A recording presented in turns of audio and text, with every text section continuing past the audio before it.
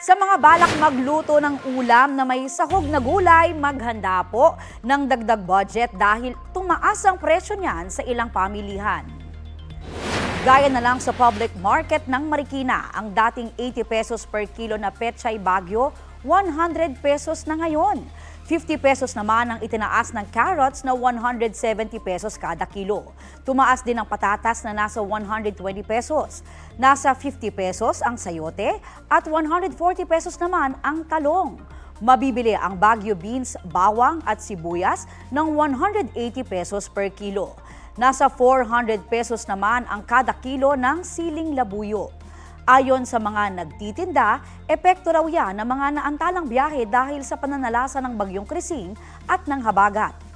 Batay naman sa latest monitoring ng Department of Agriculture, nasa 50 hanggang 100 pesos ang kada kilo ng pechay bagyo sa NCR. Nasa 40 hanggang 120 pesos ang repolyo. 70 hanggang 150 pesos ang carrots, 45 hanggang 120 pesos ang patatas at 30 hanggang 80 pesos ang sayote. Mabibili naman ng 70 hanggang 150 pesos ang talong at 90 hanggang 170 pesos ang Baguio beans. 140 hanggang 170 pesos ang bawang, 90 hanggang 160 pesos ang sibuyas at 110 hanggang 250 pesos ang siling labuyo.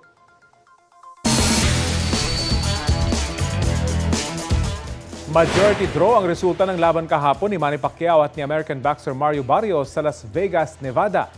Dahil dyan, hawak pa rin ni Barrios ang WBC welterweight title. Ipinamalas ng pambansang kamao ang kanyang bilis at lakas sa simula ng laban.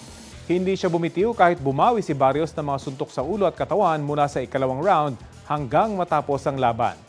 Matapos ang 12 rounds, isang judge ang pumabor kay Barrios at dalawa ang nagdesisyong tabla ang laban. Pagkatapos ng laban, sinabi ni Pacquiao na akala niya ay nanalo siya. Handa raw siyang maka-rematch si Barrios.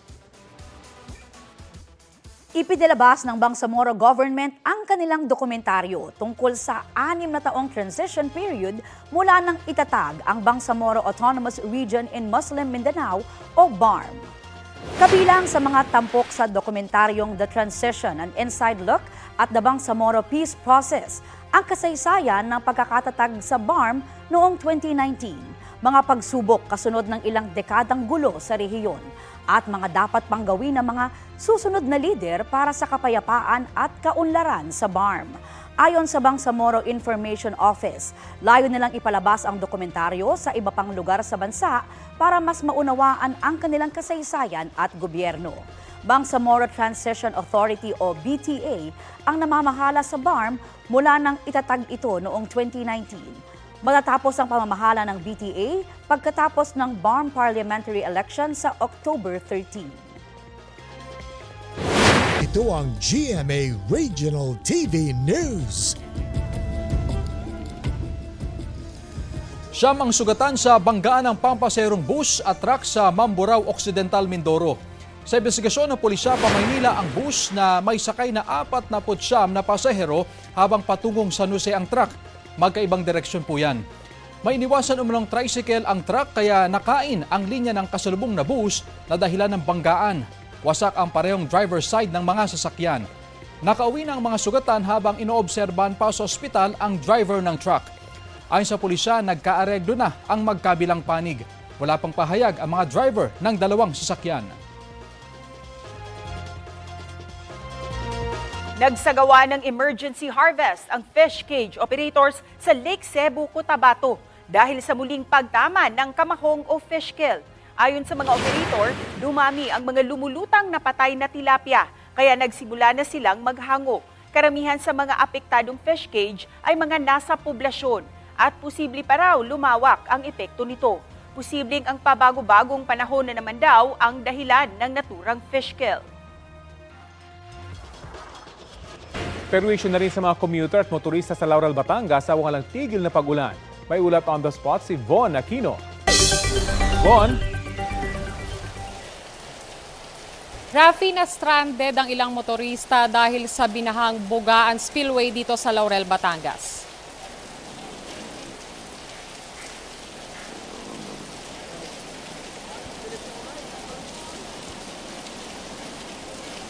Bunsod ng tuloy-tuloy na pag-ulan, nabarahan ng mga kahoy at iba pang dumi ang Bugaan Spillway, kaya binaha ang daanan ng mga sasakyan.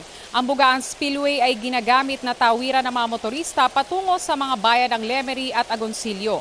Kahit delikado, may mga ilang sasakyang naglakas loob na tumawid sa binahang daan.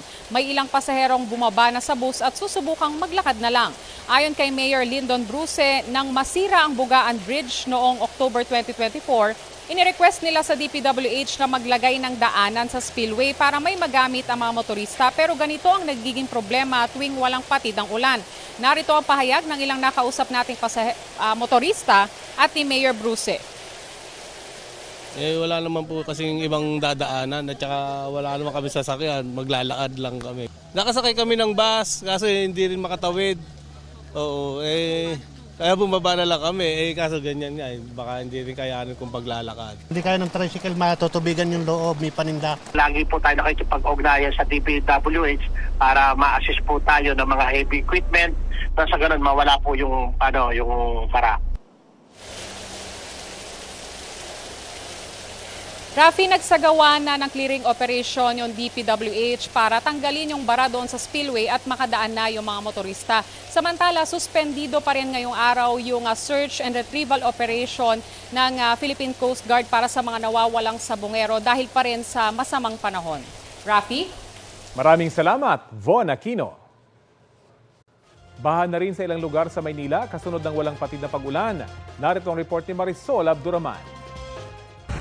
11:20 ng umaga, ganito ang sitwasyon dito sa Espanya. Both lanes, gaya ng inyong nakikita, baha na. Kaya yung ilang sasakyan talagang hindi na nangahas na lumusong sa baha dahil sa bandang doon, sa baha yung approaching UST, talagang napakataas na ng baha. At least dito sa area natin kahit paano hindi pa gaano, pero dahil patuloy pa rin tayo nakakaranas ng mga pag-ambon, baka nga tumaseto, pero hopefully hindi na nga. Gaya na lamang dito, halos wala nang tumadaan ng mga sasakyan dahil napakataas na rin ng baha.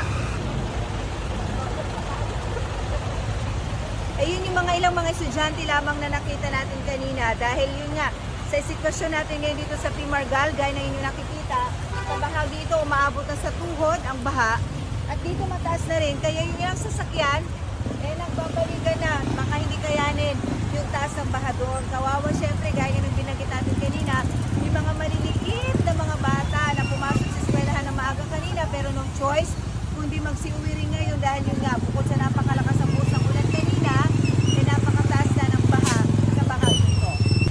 Marisol Abduraman, nagbabalita para sa GMA Integrated News.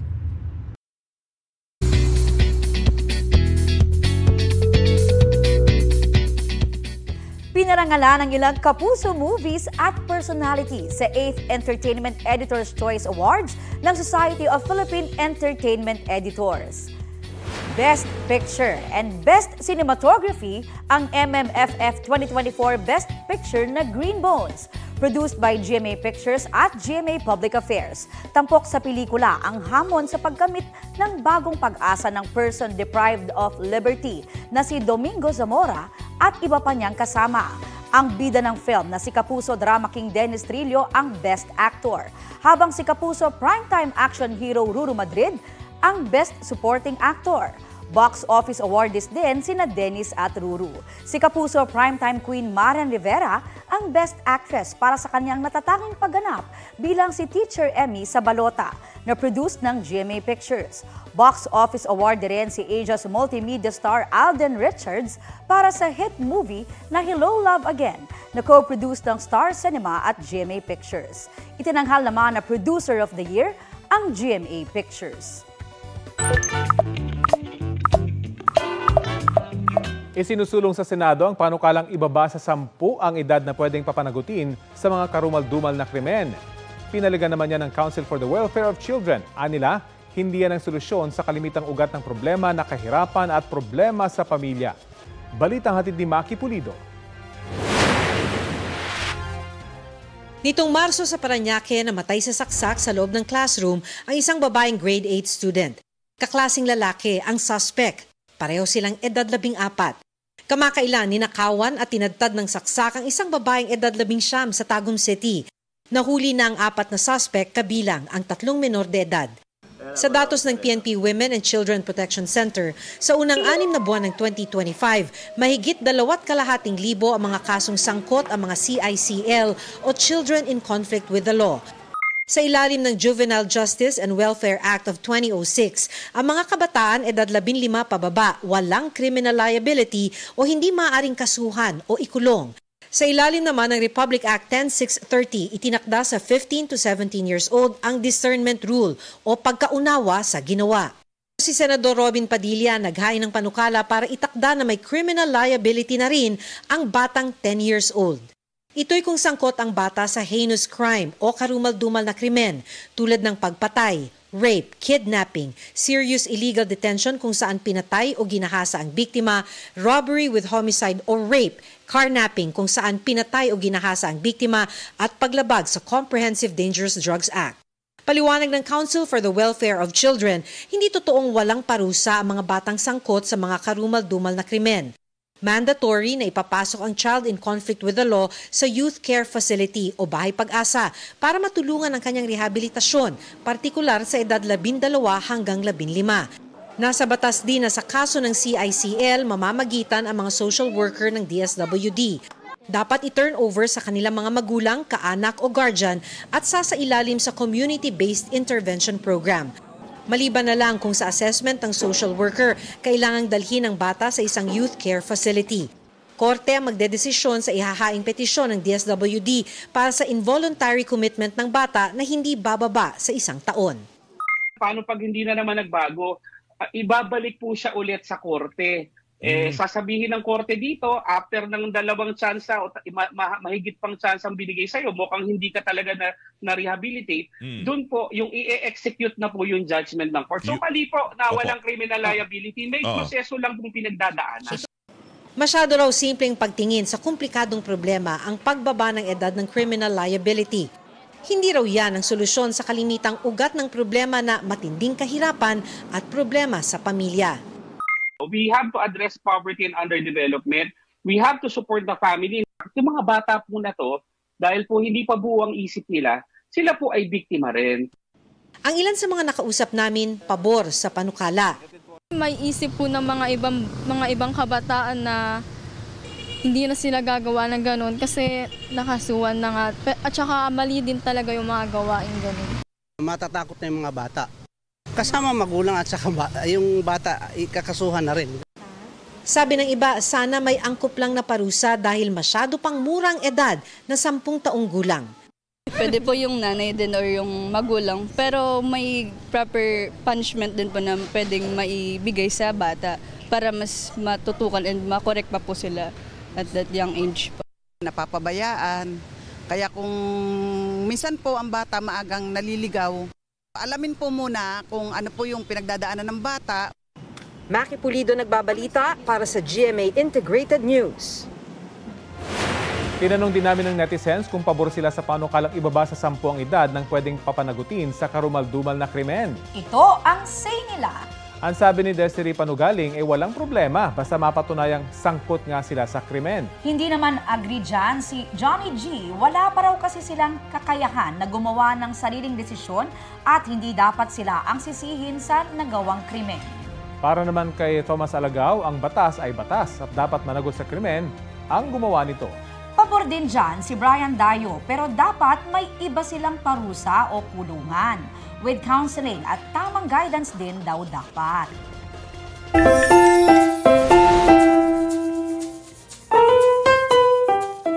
Monday surprise ang eksena ng isang alagang aso sa Quezon City. Heto kasing si Fur Baby, meron palang hidden ability. Huwag abalahin dahil busy ang asong si Candy. May nahulog na nilagang itlog pero hindi niya agad sinibog. Kaya pala niyang alisin ang balat nito with matching shell control.